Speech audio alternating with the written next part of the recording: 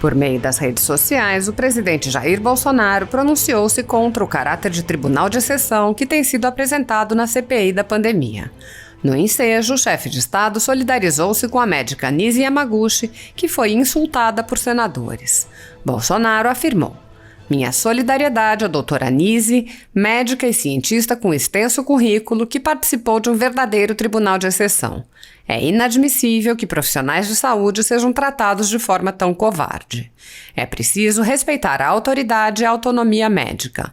Médicos devem ter liberdade para salvar vidas e isso vem sendo ameaçado por um grupo político que atua visando somente atacar o governo, enquanto nega investigar desvios de recursos para o combate à pandemia." Nos portões do Palácio da Alvorada, o presidente Jair Bolsonaro conversou longamente com cidadãos que o aguardavam. O presidente relatou que sua filiação ao Partido Patriota está quase certa e comentou: "É como um casamento, né? Tem que ser programado, planejado, senão dá problema." O presidente falou sobre a realização da Copa América no Brasil. A notícia do momento é que já temos 4 estados que vão se voluntariar para que seja realizada a Copa América no Brasil. A Argentina não quis de última hora. O primeiro jogo deve ser dia 12, domingo, a abertura aqui em Brasília. Teve uma grita da TV Globo. Sabe por quê? Porque a transmissão não é deles. E mais ainda, acabou agora a primeira fase da Libertadores. 21 partidas, não tem problema nenhum. Sexta-feira começa a eliminatória da Copa do Mundo, Equador e Brasil. Ninguém falou nada. Agora, a Copa América, já começaram a me adjetivar do que vocês puderem imaginar. Mas ganhamos mais uma. No que depender do governo federal e de 4 governadores que se voluntariaram, haverá a Copa América. E quem não quiser assistir, que não assista. Desliga a televisão e vai lá conversar com a namorada, com a sogra, com o sogro, né? É simples. Pode ver, nós aqui da direita, quando a gente não gosta de uma coisa, a gente não faz. Agora a esquerdalha, quando não gosta, quer que ninguém faça. No que depender do governo federal, perderam mais uma. Bolsonaro comemorou a assinatura do acordo de transferência de tecnologia da AstraZeneca, parabenizando os ex-ministros Pazuello e Ernesto Araújo. O presidente disse: "Acabei de assinar agora um acordo de transferência de tecnologia da AstraZeneca com a Fiocruz. Ou seja, daqui a pouco tempo, o Brasil estará produzindo IFA, então participará de todas as etapas de produção de vacina. Seremos exportadores de vacina brevemente. Agora, quero deixar bem claro, esse casamento do dia de hoje só foi possível porque o namoro começou com Eduardo Pazuello, bem como com o ministro Ernesto Araújo das Relações Exteriores." Questionado sobre o crescimento do PIB, o presidente lembrou que no primeiro trimestre o PIB cresceu 1,5% e brincou: "Se repetir, sei que para o pessoal da esquerda fica difícil, mas 4 vezes 1,5 dá meia dúzia." O presidente prosseguiu: "Lógico que não vai crescer 6%, mas a previsão aí é no mínimo 4%, que já é um número bastante grande, considerando o uso político por causa da pandemia por parte de alguns. Lamentamos as mortes, mas apesar de tudo, o Brasil está indo bem, graças ao governo federal. Se dependesse de muitos governadores e prefeitos, todo mundo estaria em casa, todo o comércio fechado, milhões de empregos destruídos. Graças ao governo federal com suas medidas, onde se endividou em mais de 700 bilhões de reais, conseguimos manter a economia viva. Vocês lembram do que eu falava, né? Temos 2 inimigos, o vírus e o desemprego. Deveriam ser tratados com a mesma responsabilidade e de forma simultânea. Como bateram em mim, lembram? Fique em casa, a economia a gente vê depois. Se eu fosse nesse papinho, a gente estaria numa situação bastante complicada no Brasil." Pode ver, em toda a América Latina, apenas 2 países diminuíram os números da pobreza: Brasil e Panamá. Logicamente, o auxílio emergencial participou disso. Sabiam que no ano passado o Brasil gastou em auxílio emergencial o equivalente a 10 anos de Bolsa Família? Aí vem um ladrão de 9 dedos falando que se ele for presidente, vai dar um super Bolsa Família reforçado para todo mundo. Por que não fez lá atrás? Deu super propina para os seus amigos. O presidente lamentou o tratamento desrespeitoso e ofensivo dado à doutora Nise Yamaguchi na CPI da pandemia. Bolsonaro disse: "Hoje estava lá a Nise Yamaguchi, uma estudiosa do assunto, sendo humilhada, uma covardia.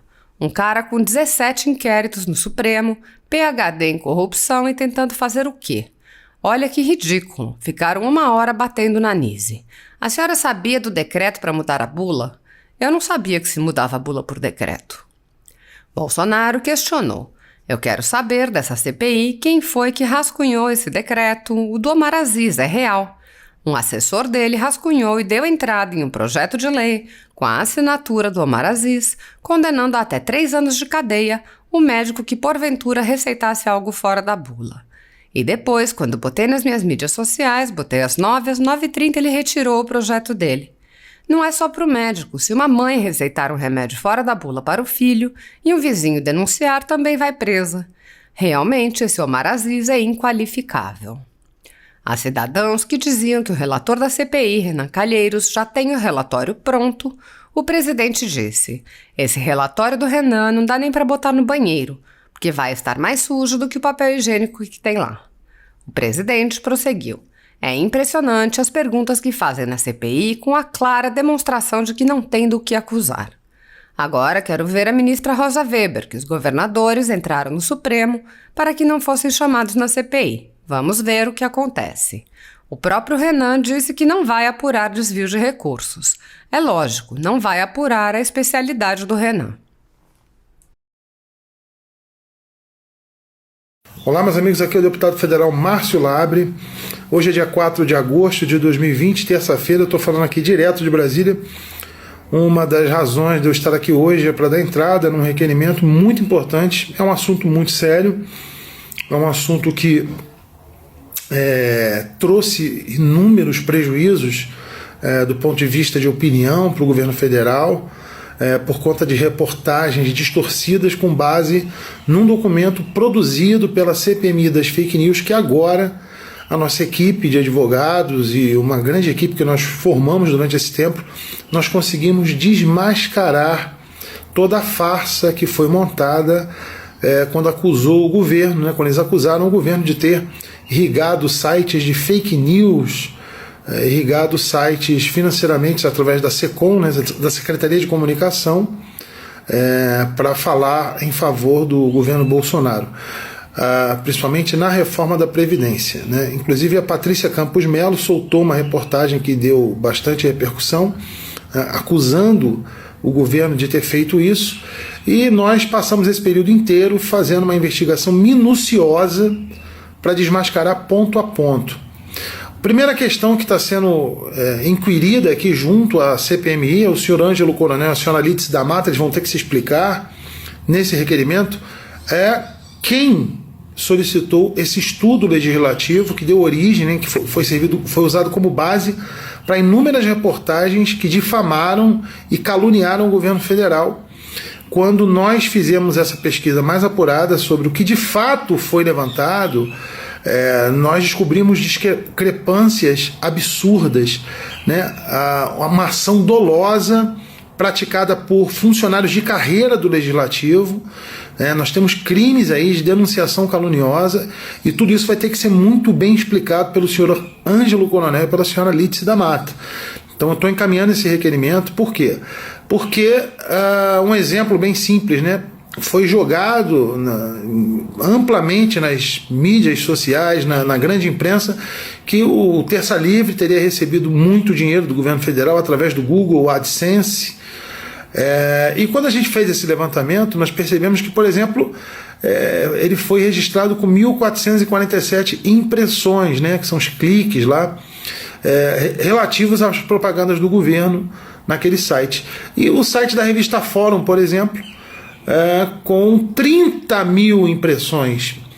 E esse relatório que foi dado à CPMI das fake news, ao senhor Ângelo Coronel e à senhora Lídice da Mata, usado como base para acusar os sites e blogs conservadores de fake news, esse relatório ocultou, por exemplo, a revista Fórum ter recebido 30 mil e poucas impressões, ou seja, muito mais do que o Terça Livre. Interessante também observar que foram 65 mil canais atendidos pela difusão do Google AdSense, e eles selecionaram apenas 843 canais, justamente os canais conservadores. Então esse relatório, feito por 2 funcionários de carreira, que foi usado como base na CPMI das fake news, isso está sendo requerido por nós agora. Todos os esclarecimentos de quais os critérios que eles utilizaram, porque isso gerou calúnia, difamação, injúria, denunciação caluniosa, e agora nós vamos reverter isso, nós vamos correr atrás.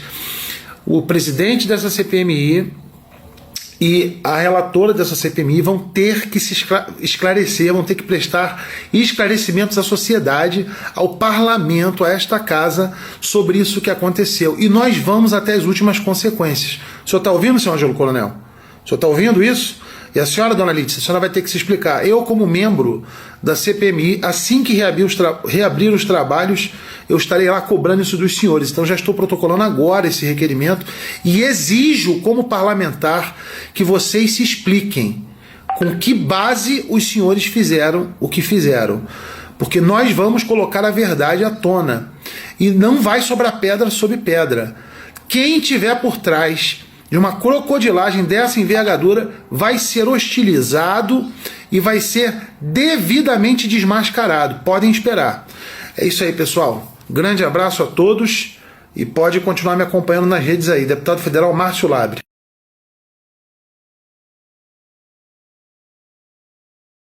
Quanto mais eu leio, né, e ouço sobre esse tema, eu percebo que os estudiosos estabelecem uma diferença assim, muito clara entre o jornalismo profissional, tradicional, e esse material que tem incomodado muita gente, né, seja em blogs, em sites, em memes, em mensagens.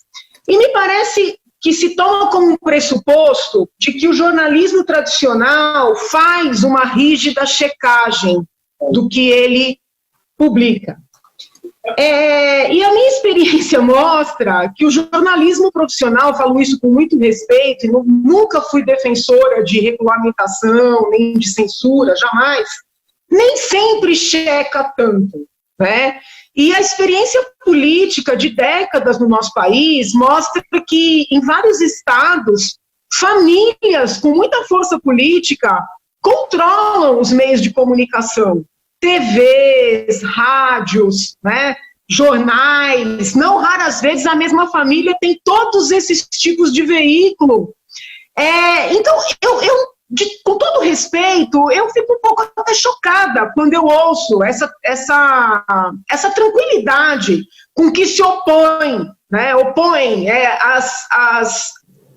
os veículos tradicionais e essas novas formas, né? Então eu pergunto para o senhor, será que nós não estamos enfrentando uma guerra, né, entre o jornalismo profissional, esses grandes veículos de comunicação e esses novos veículos, que claro, podem ser melhorados, podem ser debatidos, aprimoramento ético sempre deve ser feito nos dois lados, em todos os lados, mas não estaria aí também uma guerra, né, uma guerra de espaço, né? Então esse é um primeiro ponto que eu levanto. Uma outra questão, hoje inclusive teve uma matéria interessante falando sobre o dinheiro de publicidade do Banco do Brasil, que o Banco do Brasil foi proibido de publicar em determinados sites que entenderam que propagariam notícias falsas. E o Banco do Brasil está reclamando porque ele, de alguma maneira, foi o que eu entendi, conseguia abrir mais contas ou alcançar mais clientes com o formato de publicidade que ele fazia antes. Então, eu nem estou entrando no mérito, né, de publicar em sites bons, sites ruins, mas será que essa imprensa tradicional não está incomodada em perder esse dinheiro? Né? Esse dinheiro das empresas públicas, esse dinheiro dos políticos, né? Para que o senhor saiba como é que eu penso, eu tenho um PL aí aqui na Assembleia, proibindo dinheiro público em publicidade, tá? Proibindo, porque eu entendo que nós vivenciamos uma concorrência desleal nas eleições contínua. Porque o cidadão que está no governo do Estado, na prefeitura, na presidência da República, com todo esse dinheiro para irrigar meios de comunicação, tradicionais ou não, ele faz uma publicidade de si próprio por 4 anos. Né? Então, assim, eu acho que tem que proibir por esta e outras razões. Mas o senhor não consegue enxergar nessas suas pesquisas uma guerra por essa verba publicitária? Né? Esse é um segundo ponto. Aí a verba pública. Outra coisa, quando uma mensagem vem, ainda que por WhatsApp, de um veículo convencional de jornalismo, é raro um tio, né, como o senhor bem mencionou, perguntar se é fake news. Por outro lado, quando... perdão, caiu aqui meu telefone. Quando o link vem, né, de uma montagem de WhatsApp ou de um site menos conhecido, esse tal tio geralmente pergunta, é fake? Por que eu estou dizendo isso? Será que a própria população já não faz uma filtragem desse material? Né? Até que ponto esse debate, não digo debate de ética, o debate ético ele é sempre necessário em todas as atividades, mas esse debate que, em certa medida, vai restringir essa comunicação, ele não finda sendo ditatorial em si. Né? Por exemplo, na China, na Venezuela, na Rússia, em quaisquer estados em que a gente pode falar que há aí ou uma ditadura ou uma democracia questionável, existe uma limitação na comunicação pela internet, né? Existe uma tendência a querer controlar ou cercear os meios de comunicação. Então, eu tenho medo desse debate, você entendeu? Vou dar alguns exemplos. Né? Havia vários boatos, lá atrás, 10, 20 anos atrás, de envolvimentos de grandes nomes do PSDB com escândalos de corrupção. Esses tais boatos foram tratados como fake news, com outra designação, mas como fake news por anos a fio. E algumas denúncias que começam a eclodir mostram que os tais boatos de 10, 20 anos atrás, as tais fake news, podem ser verdade. Então, será que a gente ganha, né, em termos de democracia, de acesso à informação, de combate à corrupção, com esse trabalho de cerceamento na comunicação? Né? Até que ponto deixar fluir a informação, né? Deixar fluir a informação e que essa rede, que ela se autorregule, né? Até que ponto isso não é um ganho maior em termos de democracia, sobretudo na área política, quero deixar bem claro.